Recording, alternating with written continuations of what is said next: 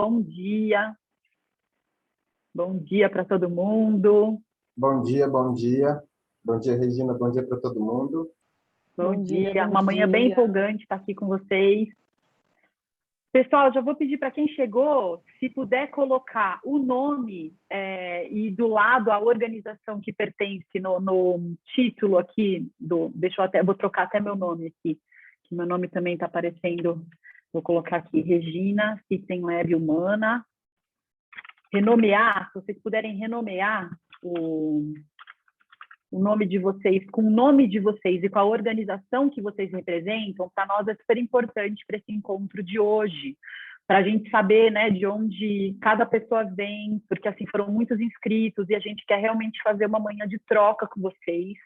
Para além dos nossos palestrantes convidados, a gente quer ouvir vocês também, construir junto. Um vai ter o contato do outro, então assim, né, a gente tem apresentação para compartilhar com vocês depois, então é muito bacana saber de onde as pessoas vêm, tá? Quero mandar um beijo para o Daniel Belíssimo, fazer... aquele lindo que está ali embaixo. Quem não conseguir fazer... É saudade da pandemia, desculpa, Regina, eu estou com saudade de pandemia. Bom dia, claro. Bom dia, bom rever os amigos. Obrigado. Exatamente. Vai ser um espaço da gente reencontrar pessoas queridas também, né? Quem não conseguir, para você renomear o seu nome, colocar a sua organização, é só você clicar do lado direito, tem 3 pontinhos no quadradinho do Zoom, e está escrito lá embaixo, renomear. Se você clica nesses 3 pontinhos e coloca em renomear, você consegue colocar o seu nome e a sua organização. Para quem não conseguir, pode deixar aqui no bate-papo, no chat, na lateral também, tá? Para a gente ter aqui os seus dados, tá bom? É isso. O Wellington colocou aqui, identidade periférica da cidade de Tiradentes, Osmar Araújo, Movimentos Culturais da cidade de São Paulo, João Vitor, da Câmara Municipal de Foz do Iguaçu. Ah lá, um conterrâneo. Eu também sou paranaense, João Vitor. Muito legal ter você aqui. Vamos ver quem vai entrando, a gente vai lendo aos poucos. Bem, então, já falei bem-vindos para vocês, para o nosso webinário, né, para fazer essa conversa tão importante e necessária que é o desafio. São os desafios da participação nos conselhos e nas audiências públicas no Brasil, instrumentos tão antigos que a gente tem, né, desde da redemocratização aí construídos, e hoje a Carol Aires, o Dário Teófilo e a Milena Franceschinelli vão apresentar a experiência deles com conselhos, onde eles são os principais desafios e que a gente precisaria fazer para ter conselhos melhores, para ter conselhos com a sua vocação de participação mais efetivados e construídas, né? Para quem está chegando agora, bem-vindos, a gente está começando o nosso webinário, vou pedir para você renomear o seu nome aqui no Zoom para a gente poder ver de onde você vem e qual que é a sua organização, e deixa no chat para nós também. A Márcia Gonçalves entrou, do Instituto José Edson IGEPAM, a Gabriela está aqui também, de Lorena, representando o coletivo Coreógrafos Ruas. Tem bastante gente aqui, a gente vai se conhecendo através do bate-papo. Então, antes da gente entrar no bate-papo, eu apresentar os palestrantes para vocês, vou me apresentar, eu sou Regina Egger, eu trabalho para a Humana, nessa aliança da Humana com o System Lab, eu vou fazer a facilitação do nosso encontro hoje. O que é essa aliança da Humana com o System Lab? A Humana é uma consultoria que trabalha na agenda de sustentabilidade com projetos de agendas de desenvolvimento local e projetos para desenvolvimento local de comunidades com municípios, prefeituras. E a gente, há um ano atrás, fez uma parceria com o System Lab, que é uma plataforma internacional belga de participação digital, pensando muito no contexto da pandemia, mas também porque a Humana sempre trabalhou com processos participativos. Para construir agendas de desenvolvimento, você tem que contar com diferentes visões, né, para poder pensar a vocação de um município, a vocação de uma comunidade. E no momento de pandemia, a Humana já estava buscando, então, uma parceria para fazer esse modelo híbrido, né? Então, quando a gente não pode fazer uma reunião com um conselho presencial, como é que a gente consegue construir isso de uma forma digital, né? Uma forma não presencial? E aí foi quando eles decidiram, quando a Humana decidiu se associar ao System Lab, e a gente está com essa ferramenta no Brasil, ela acabou de chegar, a gente tropicalizou a ferramenta nesse último ano, e agora estamos muito felizes que a gente vai desenvolver 2 projetos com 2 municípios em Minas Gerais, para trabalhar com desenvolvimento local usando o System Lab. Então, para vocês terem um contexto, né, de como a gente chega aqui nessa conversa hoje. Esse encontro está sendo gravado, a gente vai disponibilizar para quem quiser depois.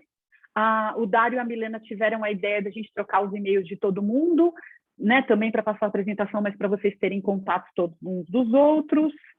Lembrando, todo mundo já sabe disso, deixar o microfone desligado, né? E como que vai ser o formato do nosso encontro hoje?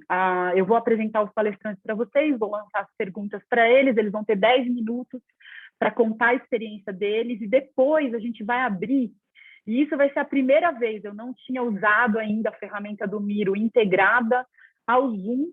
A gente quer conhecer mais vocês e a experiência de vocês com conselhos, ou as dúvidas, ou as questões de vocês, então a gente vai abrir o Zoom junto aqui dentro, o Miro junto aqui com o Zoom, e a gente vai durante 1 hora fazer um bate-papo apoiado por essas cartelas aí que o Miro consegue nos ajudar nisso, né? Para quem nunca usou, a gente está aqui também para dar o apoio, o suporte, você pode escrever no chat depois passar para o Miro.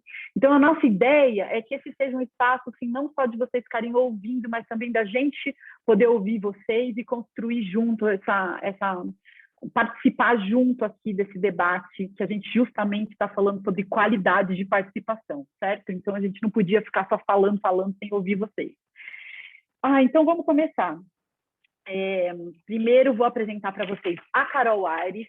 A Carol é dona da Humana, né? Ela é fundadora da Humana, ela é mestre em História Social, sócia da Humana e especialista em políticas públicas, desenvolvimento territorial e participação cidadã. E a gente tem a Milena Franceschinelli, que ela é da Soberania Popular, ela é co-criadora e presidenta da Rede Brasileira de Conselhos, a RBDC, e ela é idealizadora da campanha Movimento Ocupe os Conselhos Municipais. Inclusive, é importante lembrar que esse nosso encontro está sendo transmitido ao vivo na página da RBDC, no Facebook e também no YouTube. E, por fim, mas não menos importante, o Dário Teófilo Schesi, que é psicólogo social, atua no Poder Legislativo Municipal em Ribeirão Preto, com articulação comunitária, proposição e fiscalização de políticas públicas. Bem, então, para começar, a Milena vai começar, né, com a fala dela, depois a gente vai para a Carol e para o Dário. E eu tenho 2 perguntas que eu lancei para eles, que eu até vou colocar aqui no chat para quem está chegando agora. Quem está chegando agora? Bem, as 2 perguntas são, primeiro, Milena, Dário e Carol. A gente queria saber, não vai dar aqui para vocês, em 10 minutos cada um, apresentarem um histórico da participação de vocês em conselho, ou falarem historicamente o que são os conselhos no Brasil e as audiências públicas, né? Mas a gente quer ir direto ao ponto. E ir direto ao ponto é perguntar para vocês, assim, na experiência de vocês, que vocês têm com conselhos e audiências públicas, quais são, assim, as situações que não poderiam ter acontecido nesses espaços? O que dá errado nesses espaços, né? Por que ele poderia ser melhor e não é? Quais são as experiências que vocês têm que foram frustrantes ou não exitosas, os principais, né, desafios? Essa é a primeira pergunta. Então, gira em torno do que não funciona. Apesar de, na teoria, os conselhos e as audiências serem espaços de escuta popular, de alguma forma, um espaço consultivo e também com missão deliberativa, o que acontece quando isso não acontece? Né? Então, a experiência de vocês nisso. E o segundo ponto que eu quero perguntar é o que deveria ser feito para que os conselhos e as audiências tivessem a sua função melhor implementada, a sua vocação realmente, que você fala, agora sim isso é um conselho participativo. Isso é uma audiência pública que está funcionando, está ouvindo as pessoas, que está construindo uma política pública a partir da escuta das comunidades e das populações, né? Então, são essas 2 questões. O primeiro é experiências ou desastrosas, ou que não foram boas, o que não deu certo, e depois, o que a gente precisaria fazer para que esses espaços atingissem a sua verdadeira vocação. Lembrando que são 10 minutos de fala para cada um. A Milena tem uma apresentação para compartilhar, que eu vou pegar aqui agora. Espera só um pouquinho, que eu tenho que abrir a apresentação dela. E que eu vou lembrá-los, quando faltar 2, 3 minutinhos, eu vou lembrá-los, tá bom? Então, vamos lá, eu vou compartilhar a minha tela aqui para a apresentação da Milena. Só um minutinho. Ó, o Dalton. Dalton acabou de entrar. Oi, Dalton, bem-vindo. Então, vamos lá, deixa eu ver se eu tenho aqui, além de para visualização, como é que eu faço para visualizar essa tela inteira. Não sei se no PDF tem como Me fazer escuta? isso. Me escuta já? Aí, pronto. Tá me Escuta. Te escuto. Pode Escutam ir, bem? Mil. Bom dia. Bom dia a todas e a todos aqui nessa ocasião mais do que especial nessa manhã, né, do início do setembro. Agradecer aqui quem compartilha esse espaço, solidarizar ainda ao nosso país e as vítimas todas aí da pandemia da Covid, né, e aos seus familiares, a quem está vivenciando esse momento de luto e de dor, ou suas crises em relação a elas, né. E o que eu queria, então, contar um pouco nós somos a Rede Brasileira de Conselhos, coisa que a Rê já contou aqui. Depois, quem tiver mais interesse pode nos contatar através do site ou através das redes sociais. Pode passar, Rê.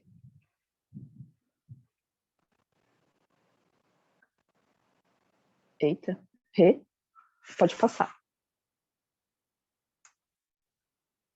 E aí eu já abro aqui falando sobre o que eu vivenciei, né, e o que eu penso em relação a esses problemas dos conselhos e das instituições participativas do Brasil, né. A gente vive agora e está vivendo esses processos de policrises e megacrises. Elas são, então, tanto estruturais como sistêmicas, né? E os conselhos jamais iam fugir disso, né? Então, eu penso que um dos principais desafios é atribuir aos conselhos soluções que não estão ali para serem dadas, né? Os conselhos são um dos instrumentos, uma das instituições que a gente tem para solucionar esses problemas estruturais e sistêmicos. Mas a gente, né, tem muito dos problemas, desses problemas que convivem ali conosco e fazem com que muitas situações ocorrem. Pode passar, Rê.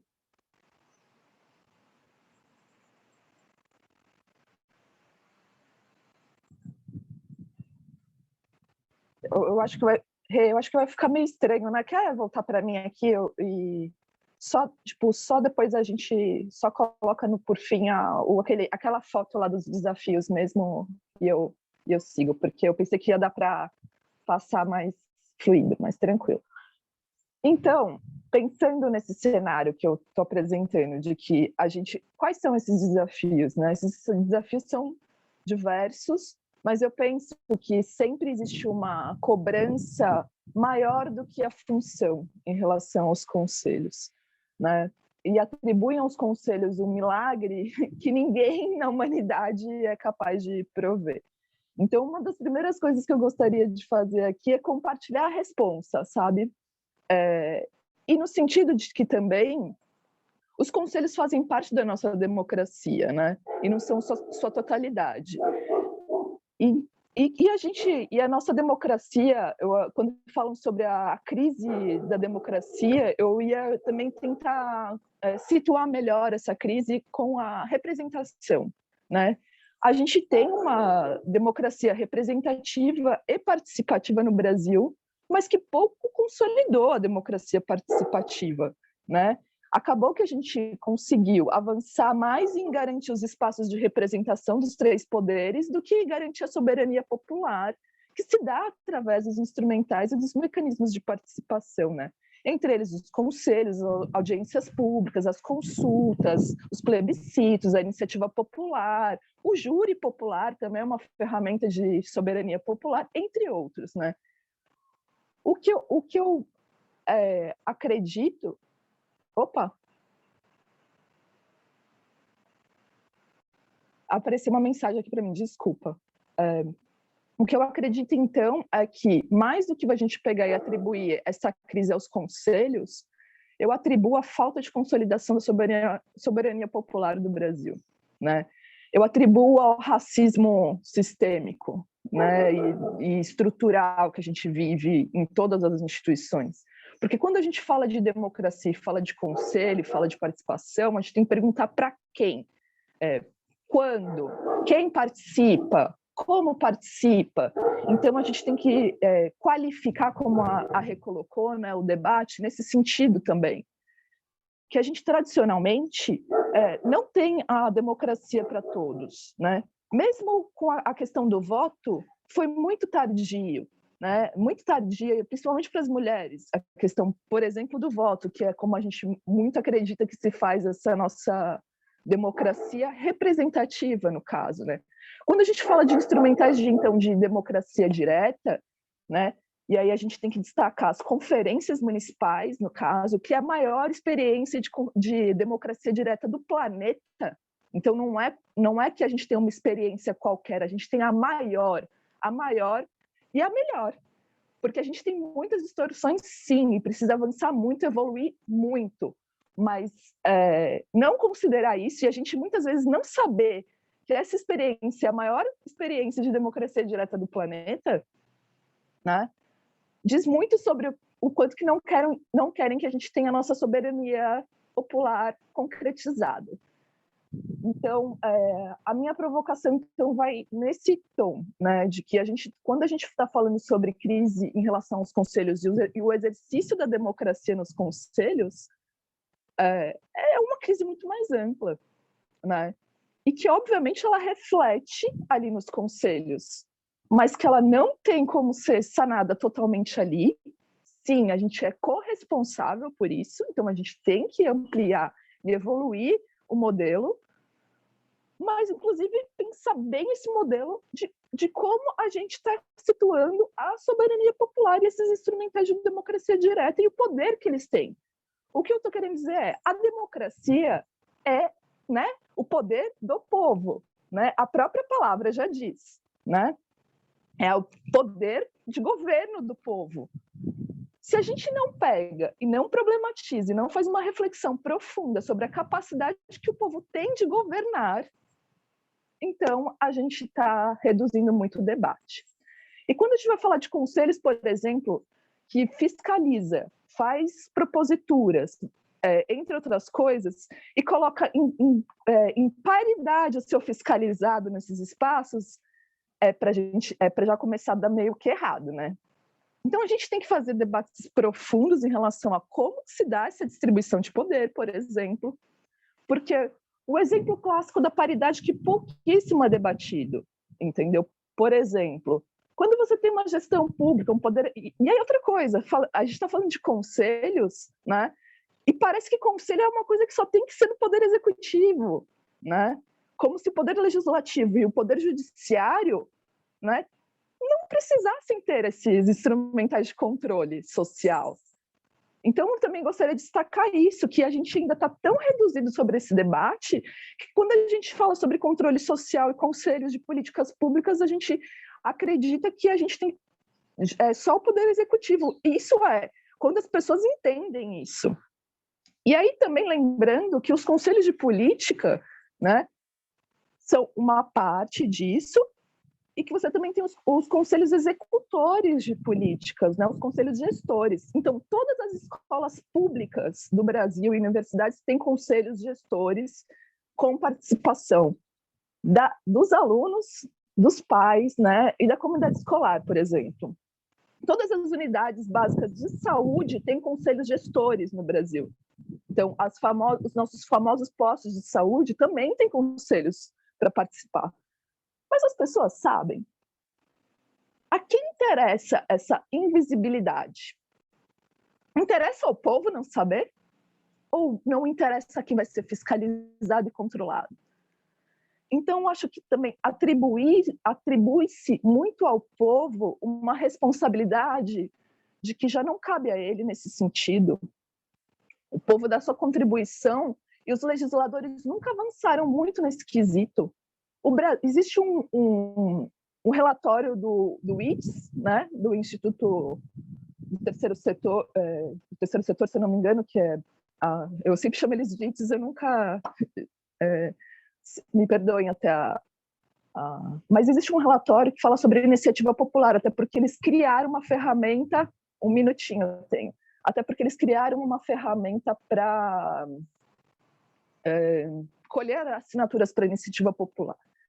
E nesse relatório fica, na sua conclusão, fica claro de que o Brasil nunca conseguiu apresentar um projeto de lei, concluir, né? Então fazer a votação como projeto de lei de iniciativa popular. Então, o que eu estou querendo dizer é isso. A gente deu aos nossos legisladores o poder para que eles, inclusive, legislassem sobre a soberania popular e garantissem ela. A gente teve a nossa soberania popular, que é o artigo 14 da nossa Constituição, regulamentado sem participação. Então, eu já te pergunto, será só dos conselhos esse problema da democracia, da representatividade, ou de todas essas situações que a gente vai atribuir a eles? Porque eu ia só pedir para você pôr o último slide, então, que eu te passei, Rê, que são os desafios mesmo, que tem. Eu te mandei só uma imagem, é só para tá solta até do PDF. Se você tiver, se não tiver, tudo bem, depois a gente abre ela. Então, aqui, ó, eu coloquei a paridade, a dominação temporal, que seria referente a você ter, né, tipo, aqueles mesmos conselheiros, as mesmas organizações sempre, a falta de iniciativa. Então, bom, eu não vou ficar lendo, né, mas todas essas questões aí, algumas que são mais ligadas a problemas sistêmicos e estruturais, né, e alguns mais específicos dos ritos e da cultura democrática. Digamos que eles não fiquem reduzidos apenas aos conselhos, porque você tem esses mesmos problemas no legislativo, no executivo, no judiciário, né? Que afinal, tipo, invisibilidade crônica de uma série de situações ali acontece, né? A gente, inclusive, só fica sabendo do legislativo quando tem problema. A gente pouco é educado a acompanhar e, né? Entre outras coisas, né? A ilegitimidade, por exemplo, ocorreu recentemente quando o deputado Cury foi eleito pela vaga da sociedade civil, por exemplo. Isso é ilegítimo, né? Para dizer isso daí, no mínimo, é ilegítimo, né? A carência de regulamentação é óbvio, porque se cabe ao legislativo e depois ao próprio executivo propor regulamentação muitas vezes, nunca se regulamenta e nunca sai da fase inicial, muitas vezes, essas propostas dos conselhos, né? E sem contar a questão de perseguição, né? A gente está no país onde se mais mata ativistas de direitos humanos e de direitos, né? Principalmente ambientais, no mundo. E é isso, a gente tem uma baixíssima interlocução também entre diferentes níveis de conselhos e causas, né? Então, a nossa proposta, inclusive, entre outras coisas que a gente vai falar aqui hoje, tem a ver com a gente pensar em indicadores de transparência para esses conselhos, pensar em mecanismos que possam já dar conta com o que a gente está vivenciando no século XXI, né? A Rê falou sobre a questão desses modelos híbridos, entre outras situações. Mas é basicamente isso. Eu acho que a gente continua aí no debate a aprofundar.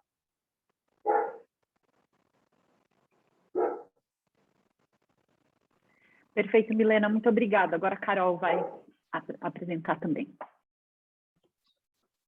Oi, bom dia, gente, tudo bom? Muito bom estar aqui com um monte de gente que eu não conheço e um monte de gente que eu conheço. Muito legal, gente com quem a gente trabalha e gente com quem a gente já mobilizou, tipo o Belo Monteiro. Fico muito feliz ele estar aqui, porque ele foi um parceiro de muitas mobilizações da sociedade civil, na época que a gente mobilizava para a Rede Nossa São Paulo, muito parceiro de audiências públicas, enfim, vários movimentos de controle social. Bom, eu sou Carol, a Regina já me apresentou, eu venho de uma experiência com conselhos e participação em controle social de muitos e muitos anos, acho que há uns 20 anos, mais ou menos. Trabalhei como gestora pública do SUS, coordenando o programa da saúde pública aqui no município de São Paulo, então, com contato direto com os conselhos municipais de saúde nas unidades básicas de saúde, o que me trouxe uma vivência em relação aos conselhos, né, e como funciona em cada uma das localidades o conselho, né, qual que é a dinâmica dos conselhos. E fora isso, bom, eu estudo muito e sempre estudei muito sobre participação social, sobre processos democráticos e tudo mais. Nos últimos anos, na verdade, acho que ao longo da minha carreira, mas nos últimos anos eu tenho estruturado e organizado mais, talvez, internamente, trabalhado com processos de participação ampliados, né? A gente já deu uma breve indicação sobre a Humana, né? A gente trabalha com processos complexos de desenvolvimento territorial, né, desenvolvimento local em municípios, em territórios e tudo mais. Então, a participação cidadã é muito fundamental em qualquer processo territorial, que você trabalhe com territórios e para comunidades e com comunidades, né? E em várias instâncias, né? A gente olhando para o poder público, né? E dentro do poder público e da gestão pública local, como que a gente pode fortalecer esses espaços participativos, quanto um outro lado que é o fortalecimento também de capacidades locais, para que se tenha mais qualidade de participação das organizações sociais e da representatividade local. Bom, agora voltando, eu anotei aqui as duas provocações da Regina, que é a primeira, o que não dá certo, né? E assim, é claro, eu estou dentro da minha experiência, né? Deve ter muitas outras coisas, experiências que eu não conheço e muitas outras coisas que eu acho que possivelmente não dá certo, mas eu vou falar do que eu já vivenciei. E a segunda questão é o que temos que fazer, né? O que a gente pode fazer para melhorar e qualificar esses espaços de participação. Bom, acho que a primeira coisa é entender que a participação cidadã, ela é a prática da democracia, né? Então, quando a gente fala de participação social, não é só abrir espaços de participação para a gente escutar as pessoas e tudo mais. Ela é a democracia, de fato, acontecendo na prática, né? Claro, a democracia tem um conjunto de coisas, de elementos e tudo mais, e a prática dela, social e ampliada, é a prática de participação cidadã. Para isso, a gente tem vários instrumentos, normativas, estratégias para que as pessoas, o cidadão, consigam ter acesso, né, a esses espaços de participação e possam, de uma forma, para além do voto, que é muito importante, ter uma forma mais ampliada de participação no dia a dia, no cotidiano, né? E não só nos momentos de eleição. Eu estou falando isso, acho que para dar um geral, que eu não sei se todo mundo aqui, eu sei que tem muitos inscritos que conhecem muito sobre participação, são de conselhos, conhecem muito de audiências públicas, consultas e tudo mais, mas eu acho que tem gente que não conhece muito, e daí por isso que eu estou dando uma introduzida assim também. Então, a democracia, eu acho que não existe sem participação e não existe participação sem democracia. Então, eu acho que nesses últimos anos, né, os últimos anos não, ao longo da história, a gente está acumulando experiências e aprendizados sobre democracia e sobre participação cidadã, né? Só que a gente está num momento histórico que a gente está na lama, né, gente? Vamos ser sinceros. Nesse governo que é antidemocrático e que está, de toda forma, tentando minar todos os espaços de participação e tudo mais, é bem complexo a gente pensar sobre atuar, né, de uma forma conjunta em relação a isso, porque os espaços de participação, os que existem ainda, estão sem oxigênio, né? Ainda mais com a pandemia, né? Então, como que a gente pensa em espaços de participação nesse ano e meio de pandemia de uma forma remota também, né? Porque eu não sei, eu gostaria até de saber se existem estudos e tudo mais já feitos sobre isso, em que pé que a gente está, se alguém que estiver assistindo tiver alguma indicação, acho que a gente vai ter um momento de participação de todo mundo aqui, porque a gente está numa situação, acho que social muito difícil mesmo, né? E que a gente tem que agarrar com todas as forças esses processos participativos como como a prática da democracia mesmo, né? O que a gente pode fazer para essa democracia se sustentar, né? E os espaços de participação são instrumentos e são espaços muito importantes para que isso aconteça. Bom, sobre os desafios, eu acho que assim, a primeira coisa para mim que me vem muito clara a partir da minha experiência é a desigualdade social, né, estruturante. Quando a gente fala de participação cidadã, sobre participação em conselhos, a gente vê que existe mais ou menos participação, dependendo da situação de desigualdade e dos acessos que as pessoas têm em relação à educação cidadã, né? Então, eu acho que a desigualdade social é um fator muito crucial, que determina muita coisa na nossa vida social do país, e a participação social também é definida pelas desigualdades sociais que a gente tem. E econômicas também, né? A outra questão, eu acho que de desafio, é a complexidade técnica, né? Tem vários instrumentos de participação, né? Tem conselhos, audiências, consultas, no legislativo tem diversas formas também, mas ainda existe uma complexidade técnica para as pessoas entenderem como que funciona esses espaços de participação e para que eles servem, né? A Milena falou bastante sobre isso também, né? Eu acho que precisa cada vez mais amplificar a linguagem e a gente falar mais, de uma forma mais simples, como que as pessoas podem acessar, quais são os caminhos para acessar esses espaços de participação. A outra questão é a educação cidadã, né, que a gente tem uma dificuldade, eu acho que no Brasil, para fortalecer processos de educação cidadã, né, desde criança, jovens e tudo mais.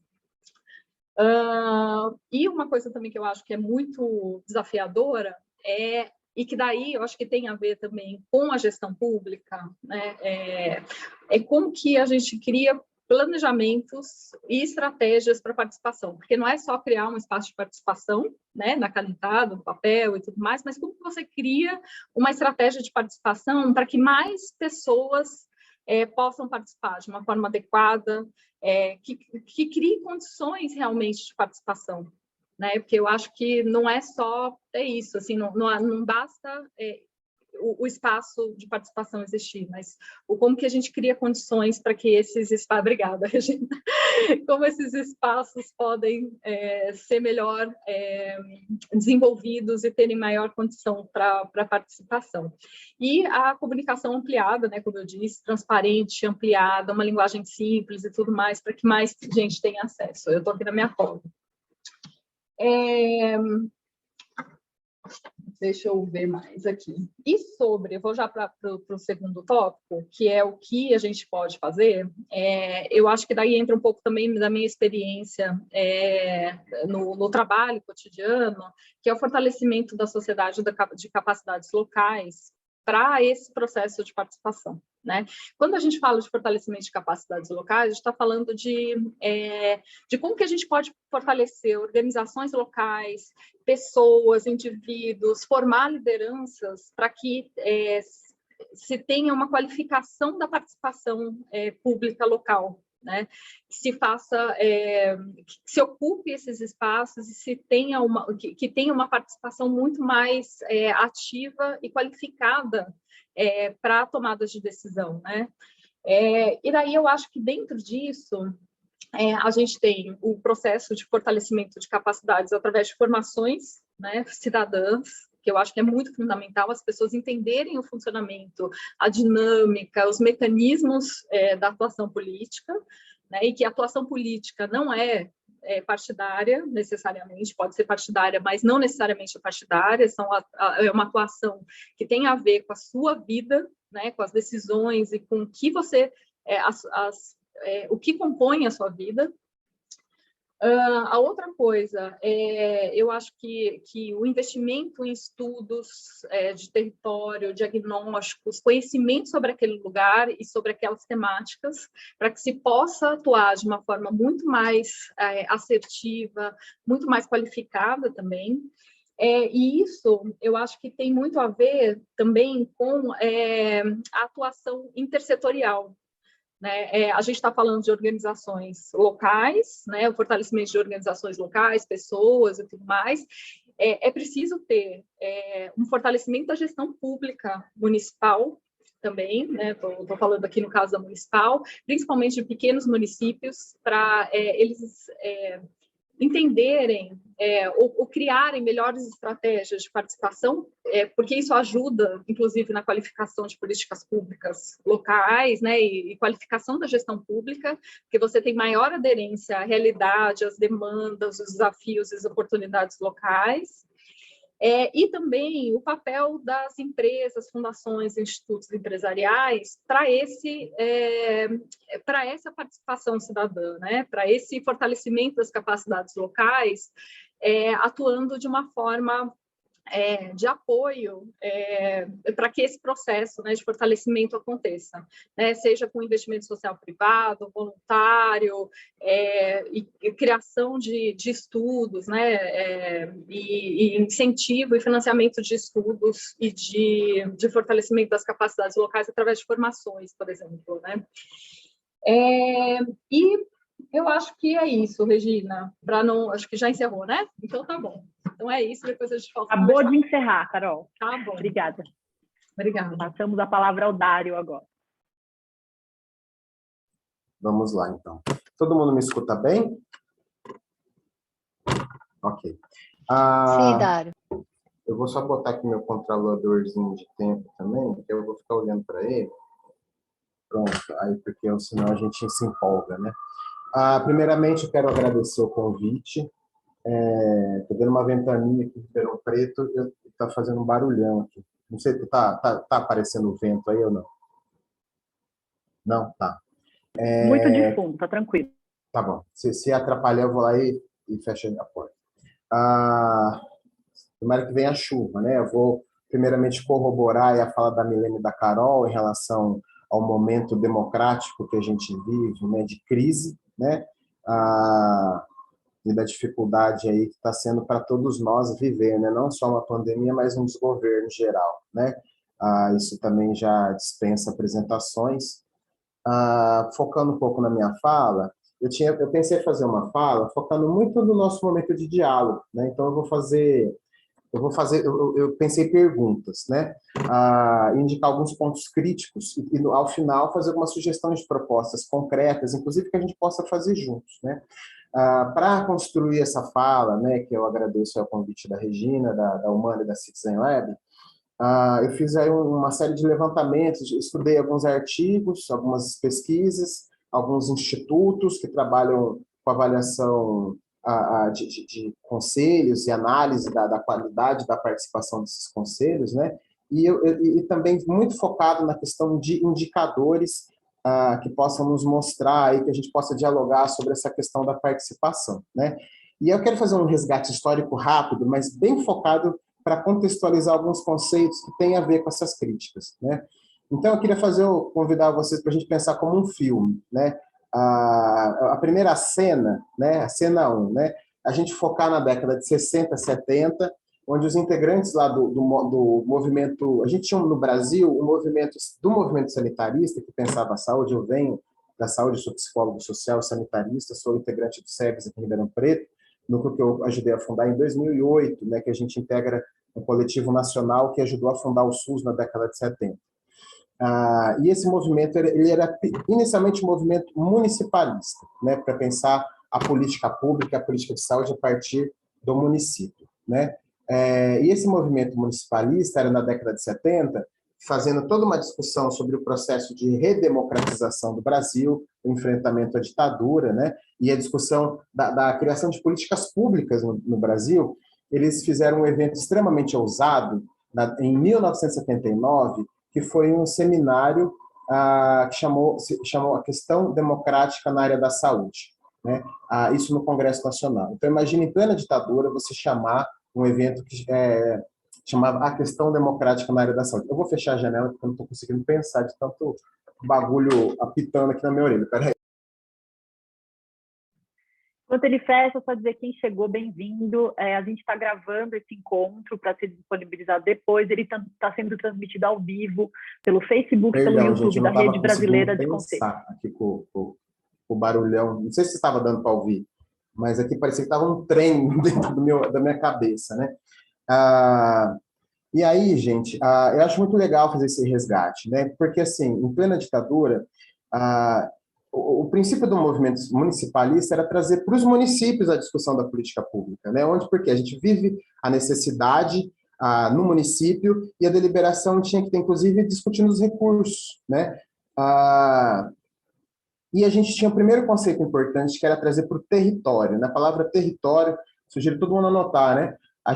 O termo, o conceito território, como sendo algo estratégico para essa discussão.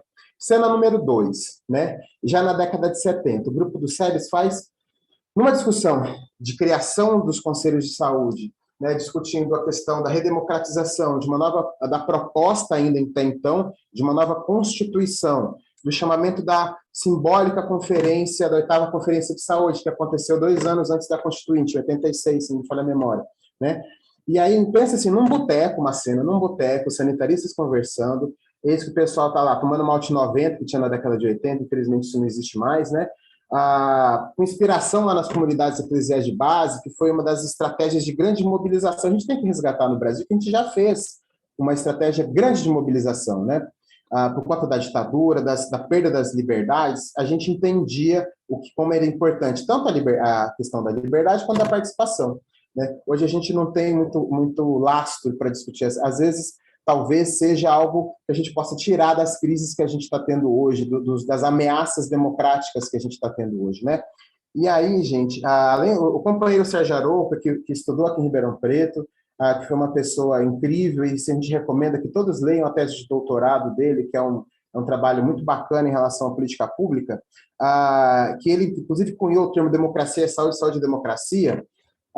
Ele fez na fala do Boteco, ele falou assim, como que a gente vai organizar as pessoas, o meu está com 4 minutos aqui, como que a gente vai organizar as pessoas para falar nos conselhos? E aí o Sérgio Arouca falou assim, olha, a gente tem que chamar as pessoas a partir de uma sociedade organizada, elas têm que representar alguma coisa, eu não posso dar e no conselho me representar. Então, esse é o último conceito importante que eu queria trazer para a gente discutir, né? Território, sociedade organizada. E o terceiro, que está nesse documento, que chama a questão democrática na área da saúde, era que a intenção dessa proposta era descentralizar o poder, né? E aí, ele fala, há 2 trechos desse documento. A descentralização, ele quer viabilizar uma autêntica participação democrática, né? E a segunda seria evitar as cooptações, né? Então, e falando das crises que a gente está tendo, né? Hoje a gente a gente romantiza muito a democracia participativa. Fala, nossa, a gente precisa avançar para a democracia participativa no Brasil. Isso a gente já criticava nos anos 2000. Há 20 anos atrás, a gente já tem uma série de artigos. O próprio Sérgio Arouca, antes de falecer, ele falava assim, deu ruim, a gente errou a mão, os conselhos não funcionam no Brasil, né? Hoje, a maioria dos conselhos são cooptados por interesse, a gente criou espaços de poder, e a gente precisa sentar e revisitar os conselhos para ver o que está dando de errado. Deu ruim, para tudo, vamos voltar, né? Vamos voltar onde foi que a gente errou. Porque na prática a teoria é outra, né? Na teoria, nos papéis, nas leis que a gente aprova, quando a gente vai fazer uma conferência, a gente fica discutindo a vírgula, o trecho, mas na prática a teoria é outra, né? Então, correndo aqui, acho que faltam 3 minutos, né, Regina? Correndo aqui com a fala, eu tive experiência tanto no Conselho de Jaboticabal e no Conselho aqui de Ribeirão Preto, no Conselho da Diversidade. 5 minutos? Tá bom, então o meu está errado aqui, graças a Deus, acho que eu botei o dia. Tanto no Tem uma Conselho... canjinha. Tá bom, obrigado. Tanto no Conselho de Ribeirão Preto, de Diversidade Sexual e Identidade de Gênero, fui presidente desse conselho, tive a honra de presidir, orgulho, eu sempre falo, de presidir esse conselho, porque existe hoje... A lei foi feita que se alterne tanto a sociedade civil quanto o governo. Eu representei a Câmara Municipal na gestão, que eu acho um equívoco grave, e por conta disso, inclusive da minha participação no Conselho, eu propus a revisão da lei e do regimento interno do Conselho. E nessa discussão caiu uma ficha para a gente discutindo quórum, qualidade de participação, representatividade das conselheiras, dos conselheiros, a gente chegou a uma conclusão, falou assim, gente, peraí, tá errado. Né? Um conselho nunca pode estar definido, a lei que cria o conselho não tem que definir as suas cadeiras. Porque as cadeiras elas devem ser dinâmicas, às vezes uma determinada entidade deixa de existir, uma representação governamental, isso a gente tem que mudar para o regimento interno. Então, a gente está fazendo um movimento aqui em Ribeirão Preto a partir do Conselho de Diversidade Sexual e Identidade de Gênero, que é uma proposta de alteração da lei, inspirado, inclusive, numa resolução do Conselho Nacional de Saúde, que a gente fala o seguinte, a gente estava olhando com advogados, a lei fala o rol de representações que podem acontecer, do ponto de vista até genérico. Né? E aí, na lei, o Conselho vai falar assim, olha, o que faz sentido para esse momento são determinadas cadeiras. E o Conselho vai deliberar isso. Né? Na minha experiência de Jaboticabal, em 2006, 2007, né, eu fui convidado, na época, pela Secretaria de Saúde, porque o Conselho ele não existia, na época eu era coordenador do programa de AIDS, lá de Jaboticabal, e eu ficava frustrado, porque uma vez por ano eu tinha que ir no Conselho para passar o meu programa, a programação anual tinha que ser deliberada pelo Conselho, segundo a lei. E eu estudava, fazia proposta, fazia slide, eu chegava no Conselho, não tinha nem quórum. Aí a pessoa mandava a galera assinar em casa. Né? A reunião do Conselho era um motorista que ia nos conselheiros, tinha vereador, o negócio era um regaço. Né? Aí o Conselho Nacional de Saúde provocou essa discussão, porque era regaço no Brasil todo, e aí mudou a resolução. Olha, os conselhos têm que seguir essa diretriz, têm que mudar a cadeira. E aí a secretaria me chamou, junto com uma enfermeira, para a gente refazer o processo. A gente chamou a cidade inteira para recompor o conselho de pastores, a bombeiro, chamou sociedade, chamou entidade, chamou tudo. Né? Recompusemos o conselho, né? Eu não quis nem ser presidente, essas coisas, eu quis ser secretário, porque eu queria digitar ata, porque eu tenho TDA, não presto atenção nas coisas, eu queria conseguir prestar atenção, fazer a ata ali, né? Aprendi a fazer ata de conselho, eu queria entender a burocracia do processo. E aí, na época, eu vou comparar com outra história, eu também trabalhava num projeto de desfavelamento lá no município, então eu fazia reuniões com a comunidade, era um projeto da Fundação de Interesse de Habitação Social, que eles moravam numa favela, a prefeitura alugou casas, né, derrubou as favelas, construiu casas com recursos e devolveu essa comunidade para as casas. Eu fazia um diálogo psicossocial com esse pessoal. E do meu trabalho era discutir participação com aquelas pessoas. Né? E um dia eu juntei, né, eu era secretário do conselho, e juntei a reunião com esse grupo, e meu sonho era fazer um conselho local de saúde para as pessoas, porque eu estava todo empolgado nos conselhos locais de saúde. Na reunião, eu choquei, tive um choque, eu vi como eu era ridículo, né? Eu falei, gente, como eu sou ridículo. O pessoal não está entendendo o que está sendo falado no conselho, né? E isso, o Eymar Mourão de Vasconcelos, em 2000, ele fez um artigo falando isso. As pessoas não estão entendendo o que os conselhos estão falando, o diálogo, a burocracia, os conselhos se perderam na discussão de uma série de burocracias, né? Eu vou tentar resumir, que eu achei que ia conseguir levar tudo, mas eu conto muita história, né? E aí, eu lembro que a gente fez beleza, já está alinhado aqui com a minha... Aí, fechei tudo. O promotor de justiça lá em Jaboticabal obrigou a gente a cumprir a deliberação da Conferência de Saúde que eu tinha organizado, que era criar Conselho Local de Saúde. Eu virei para o Conselho e falei, a gente não vai fazer Conselho Local de Saúde, não, porque não tem sentido, né? E os conselhos, né, a gente está muito focado na saúde, mas não é só saúde. Né, a gente está discutindo conselhos como um todo, a comunidade vivencia a necessidade como um todo. Né? E aí eu fui lá falar com o promotor e falei, a gente vai fazer conselhos de bairro, conselhos territoriais, para mim faz sentido. Conselhos locais de saúde não faz mais sentido. Porque a necessidade, hoje a gente pauta os conselhos a partir das pastas, né? Seja a demanda da saúde, que eu venho da saúde, hoje eu trabalho na Câmara Municipal, sou assessor de um vereador, e eu acompanho todos os conselhos da cidade, né? Eu não estou em todos, porque eu tenho conexão com pessoas que estão, porque eu não dou conta, né? Mas, assim, eu acompanho o fracasso dos conselhos diariamente, né? Mas a gente falou o seguinte, para mim faz sentido, as pessoas têm que fazer sentido. Então, assim, para concluir, assim, enxugando, né, um pouco das críticas, né? Eu deixo as seguintes questões, né? Eu trouxe algumas perguntas. Se você puder, então, fazer as perguntas, Regina, e depois você me interrompe, né? Então, ponto 1. Como que a gente discute a integração de um conselho com outros conselhos da cidade? Porque se a gente não discutir a integração dos conselhos, a pauta não anda, né? Como a gente consegue integrar a interesse da comunidade nos conselhos a partir de 2 eixos? Um é territorial, o outro é temático. Então, a comunidade já se organiza. A gente já tem, por exemplo, um exemplo ótimo que eu gosto, e aqui em Ribeirão Preto a gente tem, eu sempre dou esse exemplo, a Associação de Mães LGBT, né? Mães de filhos LGBT, de adolescentes, elas têm uma associação de mães pela diversidade, e é uma entidade temática que está se articulando porque elas têm interesses concretos, né? Então, acho que a gente identificar no processo de articulação dos conselhos onde estão esses interesses. Terceiro ponto, as barreiras de participação, né? Eu trabalho com política de primeira infância, eu aprendi que onde uma criança não consegue estar, onde um bebê não consegue estar, não dá para fazer política. Parafraseando a frase, onde você não puder amar, não se demores, né? Onde você não puder amar e estar com uma criança junto, concluindo, companheira, vou encerrar. Não vai ter conselho. Então, assim, essas barreiras de participação, né? A Milena falou dessa questão de como o Estado não facilita, e eu estava pensando do ponto de vista da vulnerabilidade social.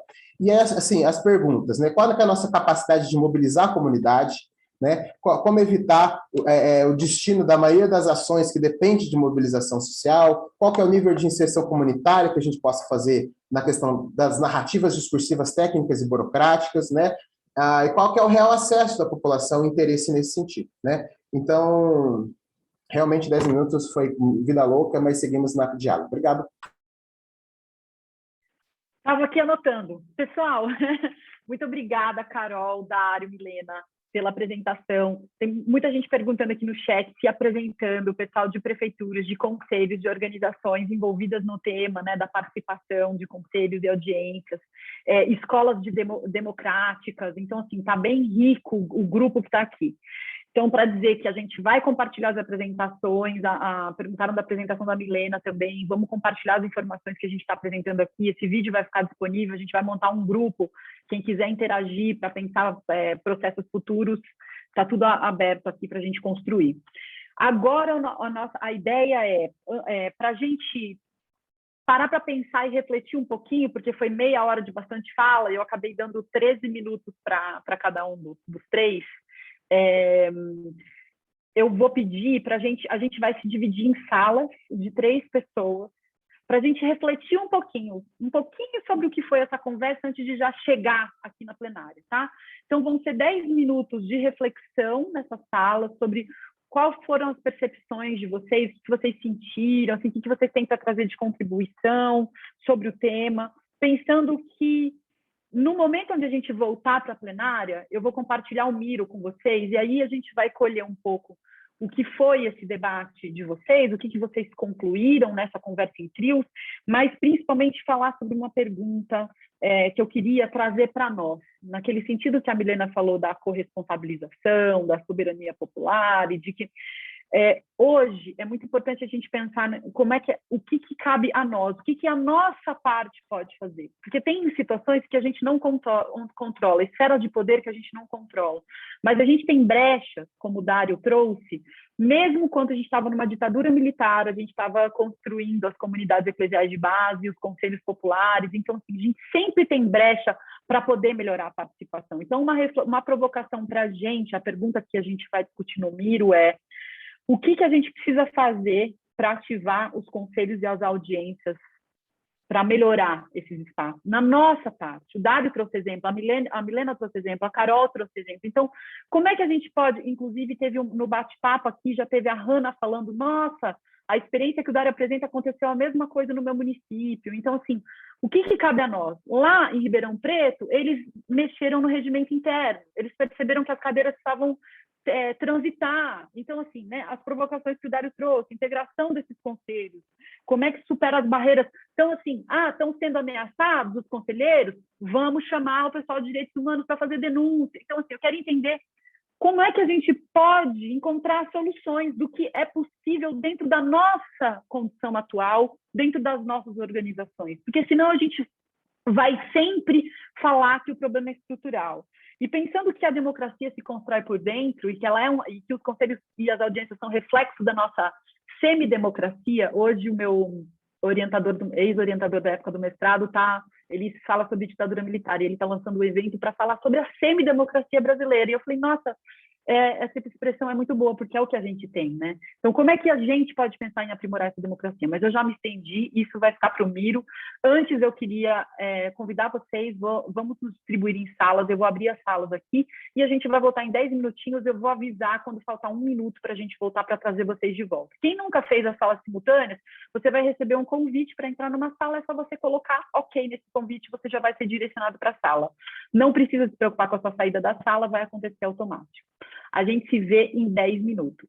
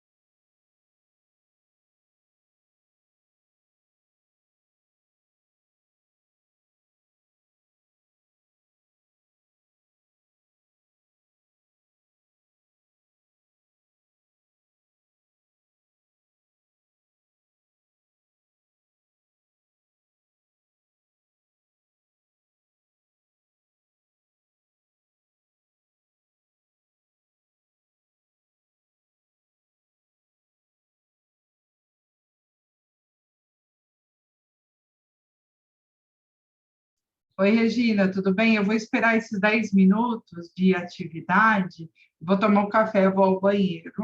Aí eu vou Claro, voltar claro. a retransmitir a tela. Eu não Tá sabia bom. desses 10 minutos aí de oficina. Sim, eu decidi agora. Fica tranquila com o Perfeito. café. Tá bom, então.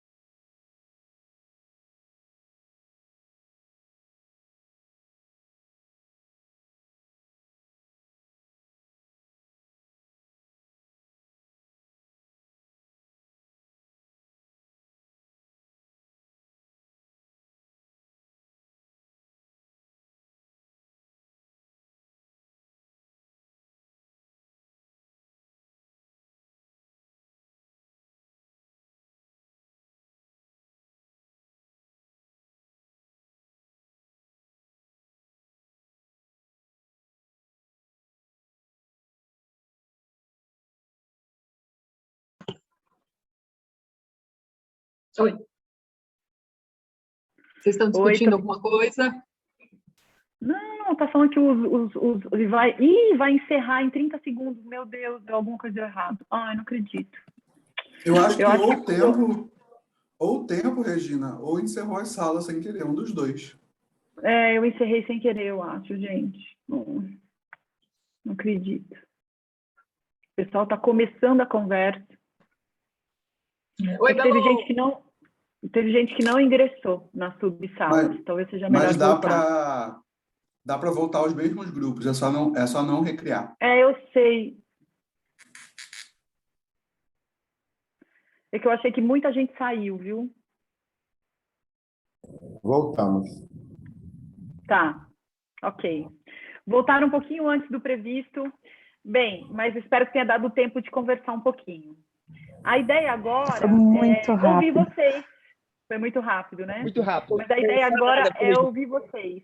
Ouvir um pouquinho vocês. Eu vou abrir, vamos ver se vai dar certo, porque é a primeira vez que eu vou usar o Miro direto aqui com o nosso Zoom, tá? Regina, o que é Miro? Feito.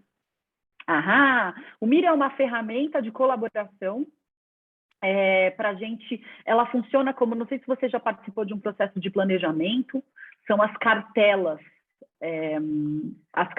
de facilitação que você usa nos processos de planejamento ou de co-criar, construir ideias em conjunto. Então, a gente começa a anotar as coisas aqui. Eu não sei se vocês estão conseguindo acessar ou se vocês já só estão vendo a minha tela, ou se vocês conseguem usar o Miro. Eu acho que eu vou copiar com vocês aqui, ó. Vou copiar na lateral. Nós estamos vendo a sua tela só. Tá. Eu vou compartilhar com vocês aqui no bate-papo. Opa! O Ricardo já entrou. Ricardo, só não coloca esse risco. É assim que funciona. Ó. Vou mostrar para vocês. Vocês clicam nesse link aqui do Miro, tá? Eu vou tirar aqui, espera só um pouquinho. Não sei se vocês vão conseguir fazer comigo. Espera só um pouquinho. Entrou um risco aqui, ó. Aqui, dentro desses quadros, se você clica com esse botãozinho aqui da seta, você seleciona. Se você clica com esse botão de novo, você seleciona, eu quero tirar esse risco daqui. Espera só um pouquinho que eu vou... Deixa eu ver por que aconteceu esse risco aqui, eu vou tirar ele. Se eu conseguir, né? Não tá simples. Espera só um pouquinho. Aí a ideia, gente, depois que eu conseguir tirar esse risco, eu não sei se vai dar certo, é que a gente possa conversar e eu vou anotando. Sim, é só eu editar aqui, deixa eu abrir para edição. Eu não estou conseguindo editar. A ideia era abrir, não sei se vai dar, gente. É a primeira vez que eu uso esse board pelo automático no Zoom. Mas a ideia é que a gente consiga falar, né? E eu vou anotando aqui as falas de vocês para a gente... Pronto, aqui deu. Alguém que pintou aqui, eu não estou conseguindo deletar o que a pessoa pintou aqui. Esse risco eu vi, Regina. Eu rabiscar aí, mas foi sem querer também. Não, tudo bem. Só tenta clicar com a setinha aqui de cima. Ó, quando você tem a setinha, você clica no seu risquinho que você fez para tentar deletar. Então, a ideia agora, gente, que eu não sei se vai ser a melhor ideia, é que a gente pudesse conversar um pouco sobre esses desafios e como vocês veem, né? Como vocês veem esses desafios de participação e o que a gente poderia fazer para solucionar. E aí, se você quiser, clicando com o seu mouse, fazendo 2 cliques, você pode colocar a sua opinião aqui, dentro do quadradinho, você pode escrever. Ou você pode falar e eu vou escrevendo. E a gente vê se esse formato é bom, senão eu descompartilho a tela e a gente volta para a fala, todo mundo se olhando e falando. Aqui, ó, interesses individuais. Mesmo que vocês não façam perfeito, pode deixar que depois eu coloco no quadradinho. O que vocês acham da gente seguir assim, desse jeito? Eu não consegui acessar. Será que mais alguém não conseguiu? Você clicou Também não? Porque não aconteceu nada. Você clicou e não aconteceu nada? Também. Então tá, gente. Tem uma caneta em cima do microfone, tem que clicar nessa caneta para acessar, viu, pessoal? Será que eu acho que vai ficar muito complexo, né? Mas eu também apareceu a caneta. Deixa eu ver. Agora sumiu tudo. Sumiu tudo, Eu desinterrompi a tela. Será que a gente não pode fazer uma rodada de todo mundo falar, tipo, com uma palavra, algum desafio, aí você faz o registro? Eu vou fazendo o Miro à parte, eu vou fazer o Miro aqui sozinha, enquanto vocês vão falando. Vamos lá. A sugestão da Mia é ótima. Eu lancei 2 cartelas lá, não sei se está aparecendo para você. Eu vou entrar para ver, mas pode falar para todo mundo, por favor. Agora já consegui. É que eu cliquei no link do chat, eu estava na sua tela. Desculpa, é a pecinha na frente do computador. Gente, se alguém teve a mesma dificuldade que eu, no chat tem o link ali, tem que clicar ali. Você tem que clicar no link no chat, é isso que eu estava sugerindo. Então, vamos fazer de novo, então. sei lá, se você pudesse ir anotando, a gente falando, fazer essa rodada. Eu acho que essa proposta é mais Vamos. interessante, porque é uma história Tá nova. bom. Cara. Eu, pelo menos, já estou meio... Perfeito. Vamos lá, vocês vão falando e eu vou anotando aqui no Miro que eu estou compartilhando com todo mundo. Então, suspendam as canetas e o Daniel, belíssimo, levantou a mão. Você quer fazer o seu comentário, Daniel? Sim, foi muito rápido, mas foi muito legal a discussão no grupo, que a Sara, que é uma sul-coreana, que eu descobri que mora no meu bairro aqui, Dário, Jardim Recreio, e ela faz parte da Sajar, e ela pegou um gancho de exatamente o que eu ia falar, da mobilização territorial primeiro, né? Então a Sajar é uma associação do bairro que está se estruturando para, na revisão do plano diretor de Ribeirão Preto, o bairro não virar de zona mista e se manter a sua qualidade de ser um bairro residencial apenas. Então, a associação de bairro, na sua mobilização, está se unindo para juntar forças nesse processo. Então, eu ia dizer que essa abordagem territorial de mobilização que o Dário trouxe, que a Carol trouxe muito bem nas falas, nós do Instituto Terroir, sou Daniel do Instituto Terroir, também acreditamos muito.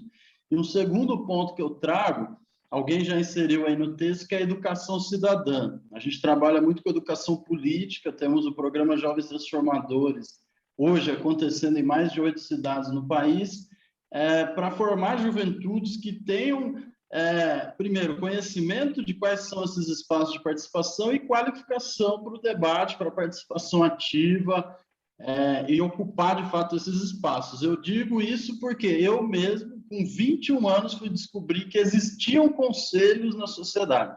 Até meus 21 anos, eu não tinha a menor ideia disso. Então, a educação política é fundamental para que a gente fale e ocupar esses espaços e fomentar a participação. Então, eu queria trazer esses dois comentários, a Gabriela e a Sara estavam no meu grupo, também podem complementar. Perfeito, muito obrigada. Quem mais, pessoal? Quem mais gostaria de trazer um pouco do que foi o debate? Eu levantei minha mão e o Wellington também.